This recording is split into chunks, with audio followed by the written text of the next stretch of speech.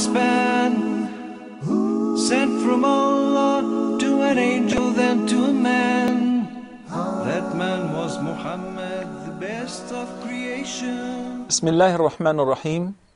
الحمد لله رب العالمين والعاقبة للمتقين ولا عدوان إلا على الظالمين والصلاة والسلام على سيد الأولين والآخرين سيدنا محمد وعلى آله وصحبه أجمعين. All praise due to Allah, we praise Him and we seek His help. Whomsoever Allah guides is a truly guided one, and whomsoever Allah leaves astray, no one can show him guidance. Dear viewers, Assalamu alaikum wa rahmatullahi wa barakatuh, and welcome to a new episode of Correct Your Recitation. With us today in the studio, our guest, Brother Abdullah Barira, all the way from France, Brother Ahmed Bassiouni from Egypt, and Muhammad Shindi from Egypt. Assalamu alaikum wa rahmatullahi wa barakatuh, and welcome to a new episode of Correct Your Recitation. Well, before we begin, I'd like to refresh your memory and ask you a few questions to remind ourselves as well as the viewers with what we studied in the last few episodes. So may I ask Abdullah, with the definition of tajweed, which is the main subject of this program? Okay, so tajweed in Arabic basically means improvement, and the scholars... That is the literal meaning. Yeah, the literal meaning. But the scholars, they mean by tajweed pronouncing the letters from their point of articulation and to give it its right and due characteristics. Wonderful. What is really the difference between the rights and the due characteristics, or what we call it in Arabic, haqq wa mustahaq? They mean by right that its articulation point never changes. Exactly. And they mean by due characteristics, as well as other characteristics which are permanent, such as al-infitah, al-isti'la, al-itbaq, etc., which we will study inshallah in the future once we get to study the characteristics of all the Arabic alphabet. Inshallah. These are permanent characteristics, and that's why we call it the haqq, the due rights. What about the due characteristics which are not permanent? Actually, they do change due to the order of the letter. Sometimes as we get to study, we'll see that the same letter might suffer once idgham, merging, once ikhfa, hiding. Sometimes it will be pronounced very clearly, and sometimes the same letter will be pronounced with tafkhim, very heavy and deep, such as the ra with fatha, for instance, and sometimes the same letter will be pronounced with tarqiq, very soft and thin, such as if we pronounce the ra with kasra. And we'll give a couple of examples, like when we say Bismillahir Rahmanir Rahim, the ra is ra. Then if we pronounce the ra with the vowel kasra, it becomes ri, min sharril waswasi, min sharri. So the ra becomes very soft, very thin. These are the due characteristics, which are not permanent. They change due to the order of the letters. Okay, Muhammad, we spoke about the importance of learning tajweed and the importance of reciting the Quran properly in response to the divine command in the Quran where Allah the Almighty says, وَرَتِّلِ الْقُرْآنَ تَرْتِيلًا, which means recite the Quran in a measured tone and with a melodious voice. So we said there are mistakes, and we categorize the mistakes into two main categories or groups. One which is jali, very obvious. And we said this is a mistake which is haram to make. It's very wrong to make this mistake. And we said the obvious mistake would either change the structure of the word or the meaning by changing the pronunciation of the word or one of its letters, or altering one of the vowels on any of the letters. To that extent, can you give us an example of a mistake which is very obvious? Yes, it may be like changing the vowel of the letter, as we may say صراط الذين أنعمت. It may be wrong saying like أنعمت. It's not maybe, it is actually definitely a great mistake. And this is a very important example. Imagine when you say أنعمت, it is, oh, you Allah, the one who bestowed your favor, because it is to the second person. But when you say أنعمت, you change the vowel on top of the ta into Dhamma, it becomes the first person. I did. Yes. So it changed the meaning totally. What about changing the letters? Some Yes. examples. Like saying كذلك يطبع الله. It can be wrong saying as يتبع الله. So basically that refers to the importance of learning the points of articulation of each letter. Because the ta and the ta are very nearby. Yet they change the meaning totally if you change one of the letters to the second or to the other. Yatba means puts a seal, but yatba means to follow. So changing the pronunciation of the letter, just the letter, would change definitely the meaning of the entire word. But like dalin saying it dalin, something. Exactly. Yes. Can you tell me the difference between ad-dalin and ad-dalin? Ad-dalin, who a person who misleads. Ad-dalin, those who went astray, yes, have been misled. Okay. Yes. And ad-dalin, person who guided. Exactly. Yes. Imagine changing the dal into dal has actually changed the meaning into its opposite. Yes. So that's why we call it, this is an obvious mistake. Lahnun jalay. And the scholars said, al-lahnul jalay, or making an obvious mistake in the Quran, is haram. And there is a general consensus of the reciters of the Quran over this ruling. Muhammad, now it's your turn. Can you give us an example of a hidden mistake in the recitation? A hidden mistake, first like rolling the ra, like in the ar-Rahman, rolling the ra. The unwanted repetition or rolling of the ra. And why is this a hidden mistake? It doesn't change the meaning at all. And it's not changing the letter. Rather, it is just mispronouncing the letter. It is a mistake. But it will be only figured out by those who are skilled and professional in the recitation of the Quran, professional reciters, those who are knowledgeable in the science of tajweed. Does it mean that it's okay to do it and no problem with it? No. And that's why we're studying, to avoid these even fine mistakes, because you are dealing with Allah's word. So you want to recite it in the best way, as the Prophet ﷺ used to recite it, as Jibreel ﷺ taught it to Prophet Muhammad ﷺ. Can you give me another example? Like pronouncing the Dhamma between the Fatha and the Dhamma. When we come to learn about the vowels, the Dhamma, the Fatha and the Kasra, we learn how to pronounce each letter with the proper vowel. But sometimes we mix up. Some people mispronounce the Dhamma, so it is pronounced in a level that's between the Dhamma and the Fatha. They do not collect their lips. The Dhamma is say oo. So it's pronounced in between. Or the Kasra. Or can you give me an example? The Kasra between the Kasra and the Fatha. Exactly. Can you give me an example? في سورة الأنعام there is a verse which says ما عندي ما تستعجلون به. You notice the word bih. The ba has a kasrah beneath it. So we must make sure it is pronounced as kasrah. It's commonly mispronounced to be bih. If you notice, the kasrah is with a smile, bih. But when you mispronounce it, of course, undeliberately, you did not mean it, unwanted mistake. So you say bih. And this is very common. And that's why we're studying the points of articulation as how to pronounce each letter properly, so that we do not fall even into a hidden mistake. Now let's resume. If any of you remember where we stopped at last time, we started last episode with learning the point of articulation of each letter of the Arabic alphabet. And there was a mechanism, Abdullah, if you remember, just to remind the viewers and ourselves, what is the best way to figure out the articulation point of each letter? We said that there is a specific mechanism. Do you remember it? Yeah, I do. Is to put the hamza with a fatha above it, just before the letter, and then to pronounce the letter with a sukun. Okay, this is one mechanism. And we said to put hamzatul qat'a, the hamza which will be pronounced, or an alif, to precede the letter which you want to know exactly its point of articulation.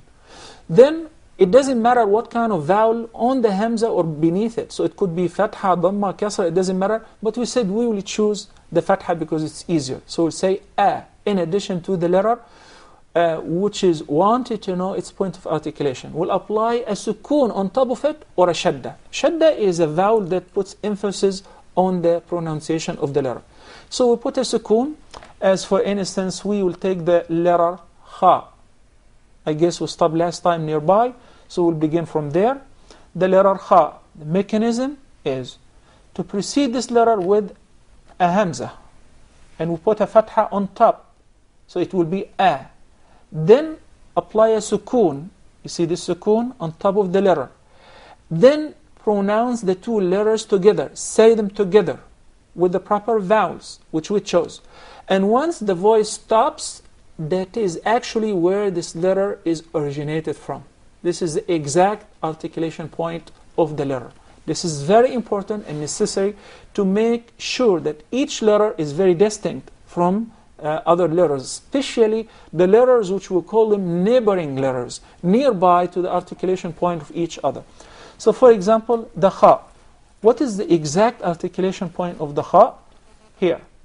We say alif with fatha, then kha with sukoon, it will be akh. Akh. So the articulation point is the closest part of the throat.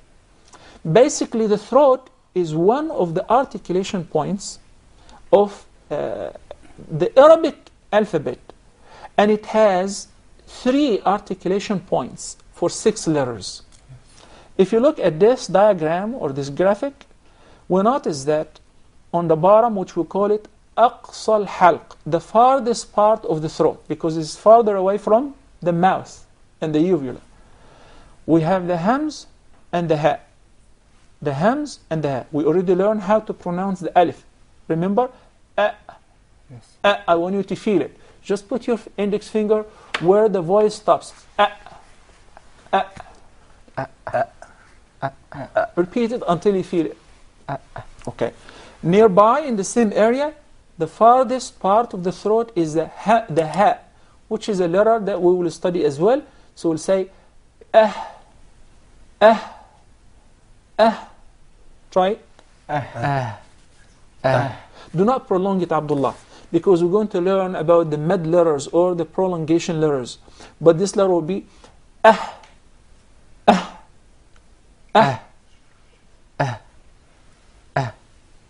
Exactly. Okay.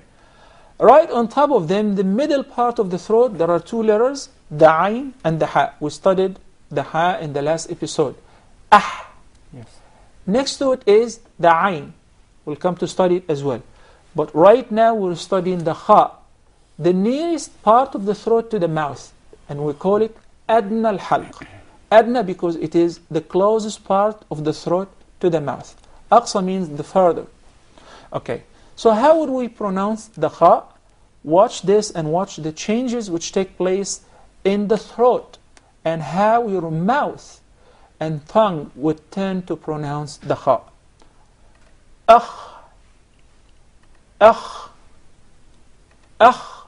So basically, there is no involvement whatsoever for the tongue in the pronunciation of any of these letters. That's why we call them حروف الحلق or الحلقية. This group of 6 letters, the hams, the ha, the ayn, the ha, the ghayn, and the kha, with their levels. The hams and the ha are the farthest part of the throat, أقصى الحلق. The ayn and the ha, the middle part. The ghayn and the kha, the nearest or adna, the nearest part of the throat to the mouth. Look at the diagram once again. Okay. So watch the kha again. Akh. Akh. Akh. Akh. Akh. Akh. Exactly. Yes. One very important thing. The kha is a letter which is described as letter of tafkhim, a very heavy letter by nature. Okay. Sometimes when we come to pronounce the hamza which precedes the kha, we tend to make it heavy as well, while the hamza or the alif is always soft. So it is a mistake to say akh. No, that's wrong. The right is to say, remember what we said, to give each letter its rights and due characteristics. So you treat each letter as a person. You respect each letter. Yes. So you gotta say a, because the hamza is from the halq, the farthest part. A. Then you come to the kha, which is heavy, you say akh. Yes. Akh. Okay? Okay, one more time. While we're watching the changes, I would like you to pronounce it. Yes. Okay? Watch this. Akh, Akh, akh, akh, akh. akh. Very good. I know actually this is the most difficult part of tajweed, to know how to pronounce the letters properly. To many of the viewers that might seem boring, but guess what? I deliberately chose this part to begin with because without it, you will not be able to recite the Quran. And many of those Arabic-speaking people think that they know how to recite the Quran, but unfortunately, due to some grave mistakes they make in the pronunciation of the letters and not pronouncing the proper letters from the proper articulation points, we say you make a mistake. And it is an obvious mistake that we should avoid. We get back to take the next letter before we take a break, which is the letter Dal. I would like you to pay close attention to the letter Dal because there will be another letter close by, and normally people mix up between these two letters. Okay? The letter Dal, as we agreed, preceded with a Hamza, put a Fatha on top, it will be A. Then a Sukoon on top of the letter Dal. It will be Ad. Ad. Ad.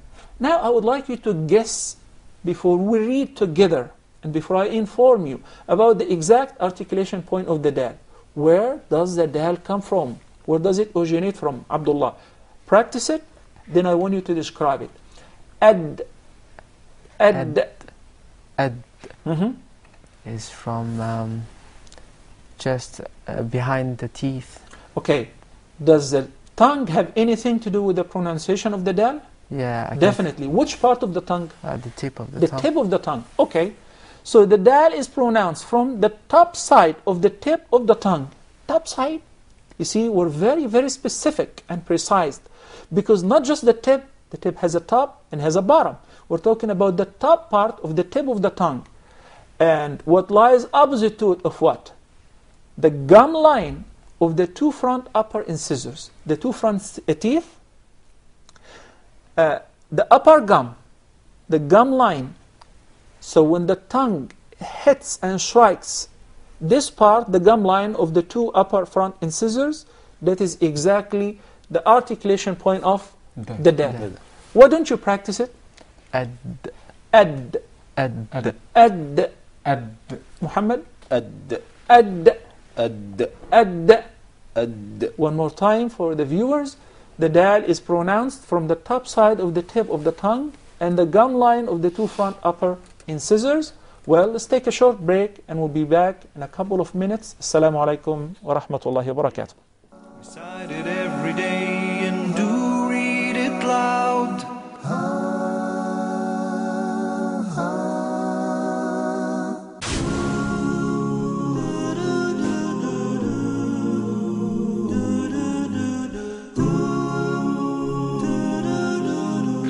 Sheikh Asim, can you tell us the significance of this event, the washing of Al-Kaaba in Islam?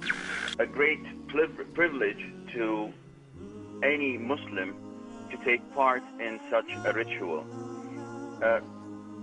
Honoring the sacred shrines of Islam was a custom before the Prophet ﷺ.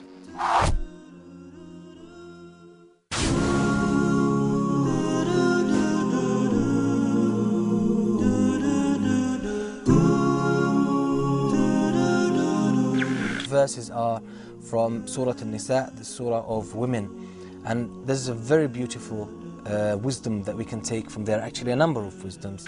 لا خير في كثير من نجواهم إلا من أمر بصدقة أو معروف أو إصلاح بين الناس.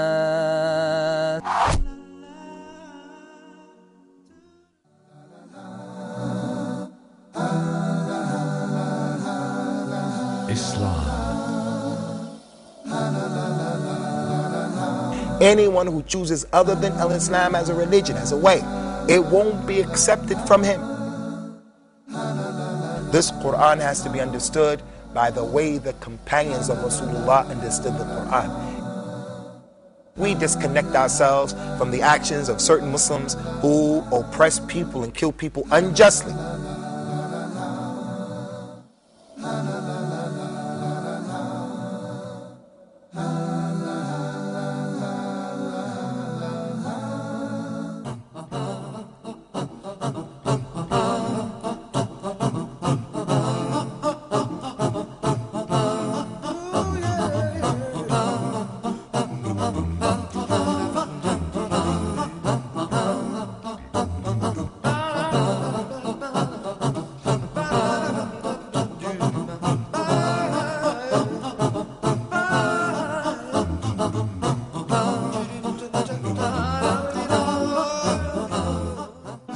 Recite it every day and do read it loud. Welcome back. Assalamu alaikum wa rahmatullahi wa barakatuh. Okay, we pause at the letter dhal. Please, I would like for all of you to bear patiently with me. Once we're done with this very important and essential part of learning tajweed, you will find it very easy to learn how to recite the Quran properly, and you will enjoy it as well. And you will figure out. Actually, I would like to suggest something to the viewers. That I would like for you to have your own personal recorder. And for instance, recite Surah Al-Fatiha right now on your own. And record it. Then, after we're finished with this course, I would like you to recite it once again. And compare the two recordings. You will figure out that there is a great difference between the earlier recitation and the one which you do after you have learned the exact articulation points of all the letters. So now with the letter dhal. Put a hamza before, add a fatha to it, then a sukoon on top of the dhal, then pronounce, and once the sound stops, that is the articulation point of the dhal. Watch again. Adh, adh, adh. Would you repeat it? Adh, adh, adh. Perfect. Now, Abdullah, describe it. Describe the articulation point, the origin of this letter according to the way we pronounced it. This time we put the tip of the tongue just underneath the incisive. Adh. So basically, the letter dhal, we watched the graphic where the tongue is taken out of the mouth, right beneath the two top front incisors. So that's why we say the dhal is articulated from the tip of the tongue and the bottom edges of the two top front incisors. Adh, adh, adh. Adh. Adh. Adh. By the way, the letter dhal, along with two other letters, which are, let's go back, the tha and the va. Remember, the three letters, tha, dhal, va, these three letters, we call them al-huruf al-lithawiyya. Lithawiyya due to the origin of these letters, because they come close to the elevated area right above the gum of the top front incisors. So we call them huruf lithawiyya. It is commonly mispronounced. Some people will call it lathawiyya. Rather, in Arabic, it is called lithawiyya because we call the gum litha. Yes. So that's why it is proper to say lithawiyya. There are three letters put in one group, tha, dhal, va. So make sure that you stick the tip of your tongue out right beneath the top front incisors when you say ath or adh or adh. Of course, we will not, when we come to learn the articulation point of the va, the changes which take place on the tongue to make it distinct from the pronunciation of the dhal and the tha as well. But Sheikh, I want to ask a question about that. Is this a special articulation point for this letter from the tongue? Exactly. The tip of the tongue, this specific part, the tip of the tongue, yes, with the lower edge, the lower edge of the top front incisors. This is the dhal, And it is best to take a few examples to practice while the dhal is in a word. Here, اذكروا اذكروا اذكروا اذكروا. This time the dhal had a sukoon, and with the dhal has fatha, we will say كذاب كذاب كذاب كذاب كذاب كذاب أذهبتم أذهبتم أذهبتم. أذهبتم. So make sure that we do not confuse the dhal with the zai. Yes. That happens when you do not stick the tip of your tongue out of the teeth. So say az. That becomes a totally different letter, which is common, zai. But the dhal is very distinct. Dhal, tha, dha. You make sure that you stick the tip of your tongue out. Okay.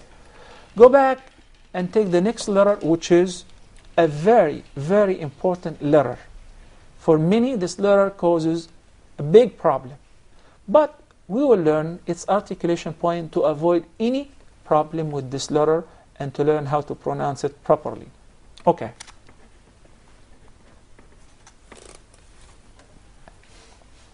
The letter Ra.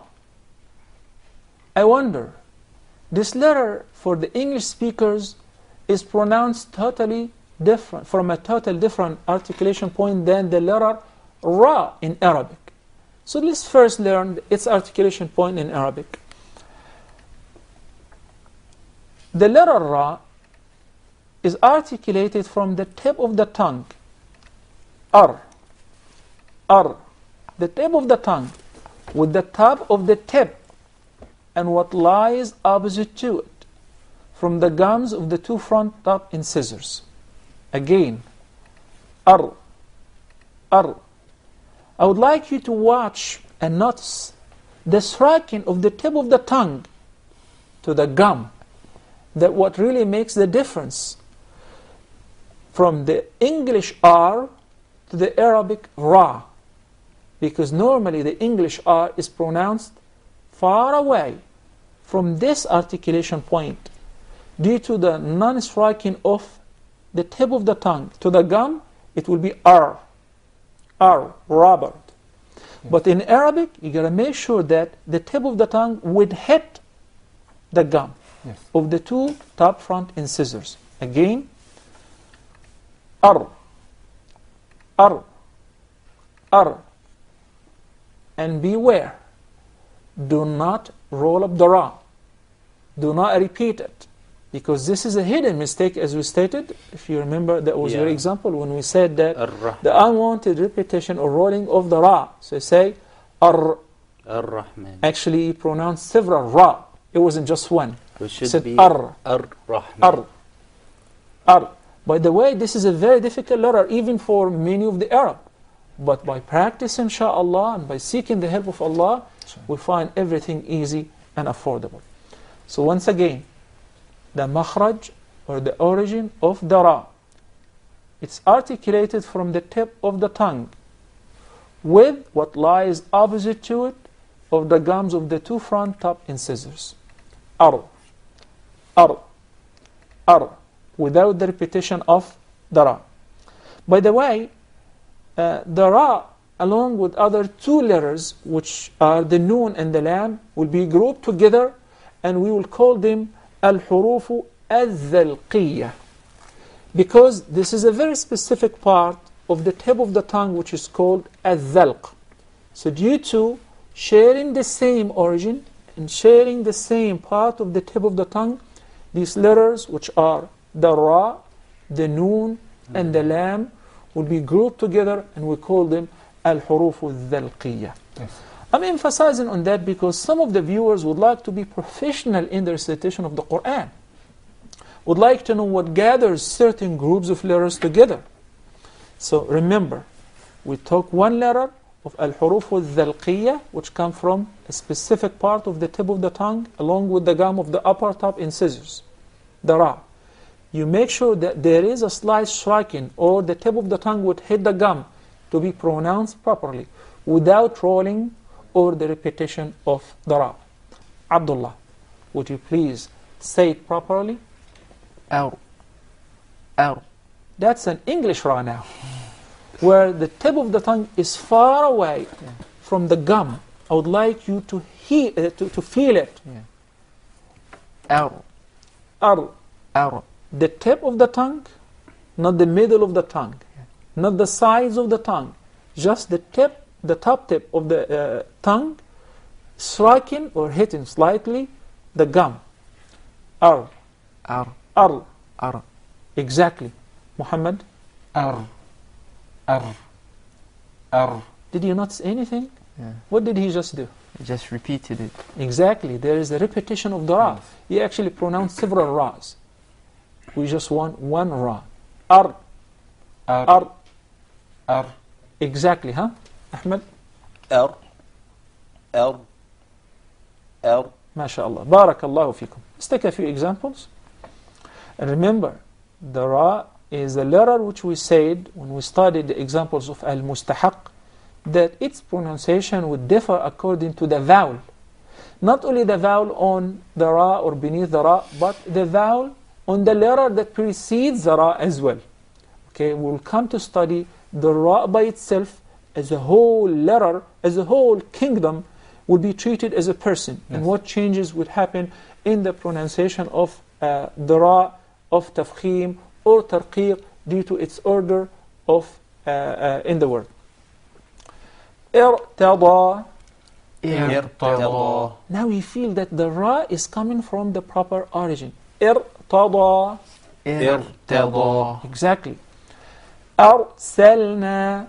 Arsalna. Arsalna. Arsalna. Arwassi. Arwassi. Arwassi.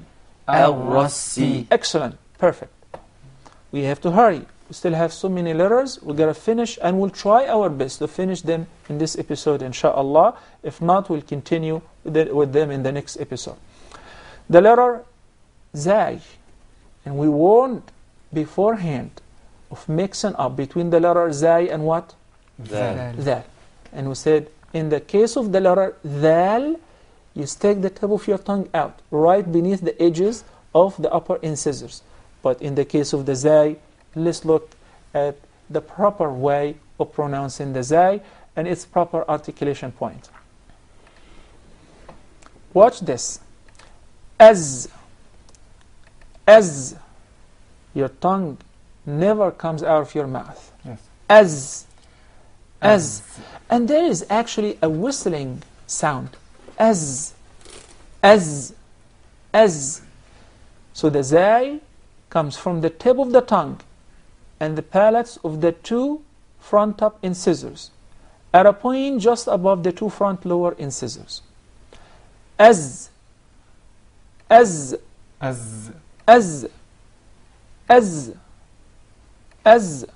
Again. As. Don't you notice that whistling sound? Yes. Yeah. Okay. And that's why the letter Zay and a couple of other letters, Sin and Sad, have the same characteristics, which is as-safir.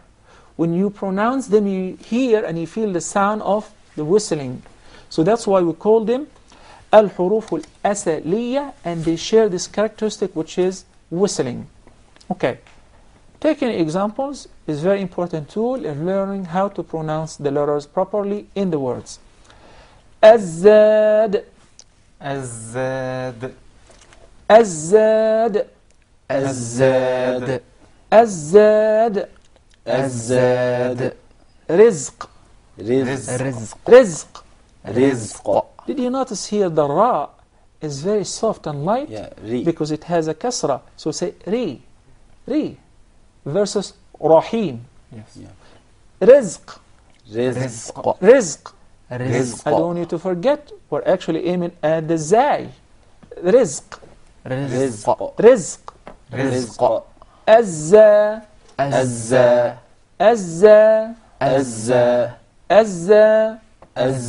Excellent. each time we have a slide, you notice that there is the word Al-Kahf. Yes. And this is what we promised you and the viewers as well. Once we're done with the ahkam of Al-Makharij, and also start scratching the surface of the rulings of An-Nun As-Sakina and At-Tanween, we'll start practicing and applying these rules on the beautiful surah of Surah Al-Kahf, which the Prophet ﷺ highly recommended for us to recite it on every Friday. Because for those who recite it on Friday, it causes a light to shed from beneath them until the heaven, and this light will continue to illuminate for them until next Friday, and they will receive a great forgiveness for whatever was done in between the 2 Fridays. Because of the significance of this surah, we chose to learn how to recite it properly and apply the rules and regulations which we study on this surah. Short break, and inshallah azza, we'll return in a couple of minutes. Don't go far away. We'll resume with the articulation point. Recite it every day and do read it loud.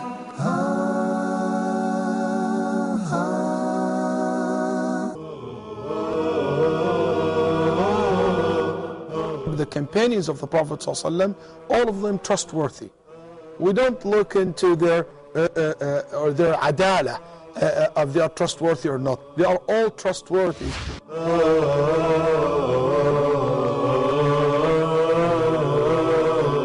Following their footsteps will bring others, will bring us together. It will be part of that robe which binds us as one ummah.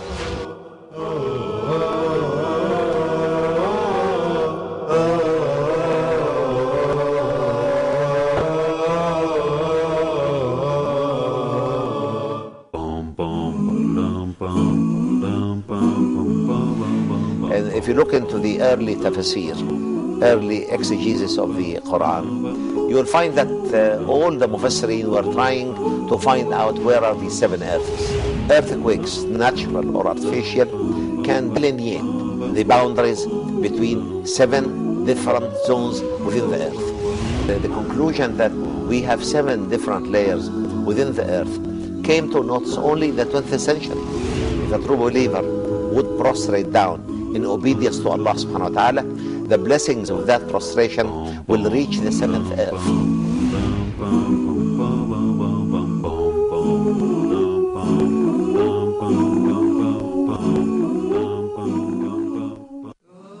They are dumb, though they can express themselves in a very beautiful way, in a very eloquent way, but when it comes to the truths, they become dumb. The forces of Rahman, wa ibadur Rahman, those people who believe in Allah subhanahu wa ta'ala, what they are supposed to do, spend their money to support this deen.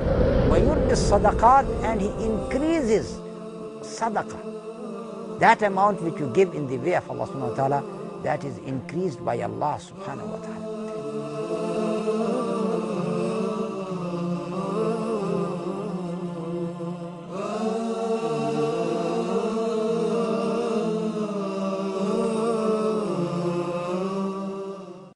Recite it every day and do read it loud. Assalamu alaikum wa rahmatullahi wa barakatuh, and welcome back. I'd just like to remind you in the beginning of this last segment of today's episode that this is a beautiful gathering that is surrounded with the angels, and hopefully Allah is descending His tranquility and covering us with His mercy. Amen. And also is praising us in a gathering that is with Him due to studying His book. So whether you are with us in the studio or at the convenience of home, may Allah bless you all, and may Allah help us to learn how to recite the book of Allah properly, and of course understand it and act upon its meaning and rules and regulations. Amen. Now brothers and sisters, let's resume. We stopped at what letter? The letter? Zay. We already finished the letter Zay, yes. Right? And we made it very distinct and different from the letter Zay. Okay. We said the letter Zay and a couple of other letters share a very important characteristic, which is the whistle. And we also called the 3 letters were put together in a group which is known as the letters which are known as Al-Asaliya. Yeah. Al-Asala is the top part of the tongue that's different than the Dhalq. So these 3 letters share this origin.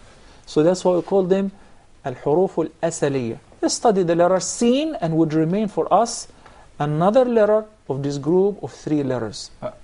Sheikh, I want to know the meaning of the word asal again, please. Asalatul lisan is the top, the tip of the tongue. Yes.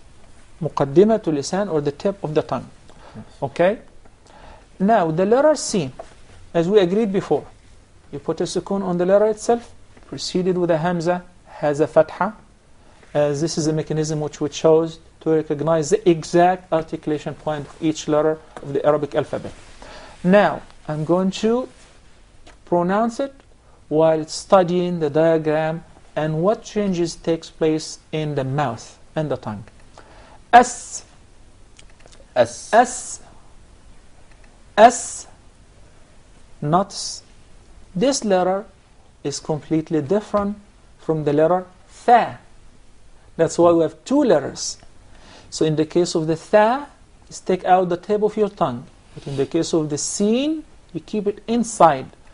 The Sin is articulated from the tip of the tongue in the palates of the 2 front top incisors at a point just above the 2 front lower incisors. Yes. S, S, S, S, S. Exactly. I also like to request the viewers to practice along with me as well. Did you notice the whistle while pronouncing the letter Sin? Of course. S, S, S. And make sure there is a letter that is coming right away. Many people confuse these 2 letters together, the letter Sin and the letter Sad. So once again, before we go to the next letter, remember, the letter Sin comes from the tip of the tongue and the palates of the 2 front top incisors. S, S, S. Let's take some examples. The word ista'u. Ista'u. Of course, you remember this word is in Surah Al-Kahf. Yeah. Ista'u. Ista'u. Actually, because of the letter Ta is there, and it is a heavy letter by nature, a letter of tafkhim, some of the reciters who are not educated enough would tend to mispronounce the letter Sin, and instead they would pronounce it as Sad, because it suits more the Ta. And that's why we're studying each letter in details to know how to pronounce it properly, regardless of the letter that follows it. So we say Ista'u. Ista'u. It is a fatal mistake to say Ista'u. Ask a question, by the way. Sure. If I say Ista'u with the Sad, is it considered as an obvious mistake? That's definitely an obvious mistake. It doesn't have any meaning, the word Ista'u that I know of. In addition to, you change the pronunciation of the Sin into a Sad. So why would we have 2 letters then? Why didn't we make them 1? Isn't it confusing? Because as you noticed before, if I'm not an expert, it's very confusing, especially for the foreigners. Exactly, and that's why we're here, to make you an expert. Okay. So it will be pronounced as Sin, not Sad. Okay. Ista'u. Ista'u. Along with the whistle, if you remember. Sometimes I saw the letter of Sin or Sad on the same letter on the Mus'haf or in the Quran. Okay, that's a totally different issue.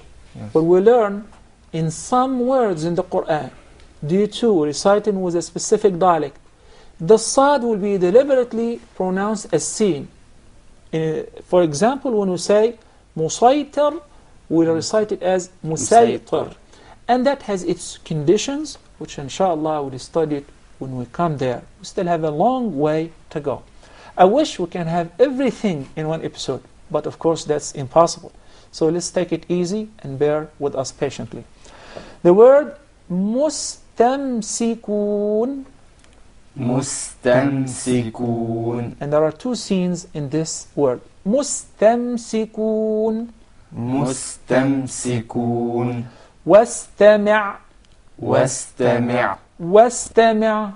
واستمع. Of course, we don't have any problem whatsoever with pronouncing the sin properly because it's followed by a letter that's already muraqqaq, so it will not be confused with the sad. It will be easier to say it as sin. Mustamsikun. Mustamsikun. Okay. Back to the menu where we take the next letter, the sheen. Quickly, put a sukoon preceded with a hamza and a fatha, and it will be ash. Ash. Muhammad, what do you notice the most as far as changes that take place either in the mouth or in the tongue? Look at the diagram once again, pay close attention and describe it. What happens? Ash. Ash. Ash. Ash. We don't say the sheen, but the top of the tongue. We use the middle part of the tongue. Exactly. So there is a very noticeable elevation in the middle part of the tongue. Watch this once again. Here, the middle top of the tongue. Once you pronounce the sheen and you stop at it, once the sound is seized, that is articulation point. So the changes took place in the middle of the tongue, in its elevation. Ash. Ash. Abdullah. Ash. Ash. Ash. Ash. Ash. Okay. So the sheen is articulated from the middle of the tongue, and what lies opposite to it from the upper palate, or the roof of the mouth. Ash. Ash. Ash. The letter sheen, along with other two letters, were put in a group and were given the title, the letters which are known as al-huruf al-shajriyah. The word shajr is actually referring to the middle of the mouth. The middle of the mouth. It's commonly mispronounced. Some of even the Arab would say shajariyah, and there is a big difference between both of them. When there is a sukoon on the letter jim, that's shajriyah, means from the middle of the mouth, while shajariyah is referring to tree. Tree. Okay. Sheen and Sheikh. The sheen, Yes. the jim, and the ya, which is not a mad ya. Yes. There are three letters, which we studied some of them, and we'll get to study the rest, are different. We consider them mad letters, which we'll study them separately.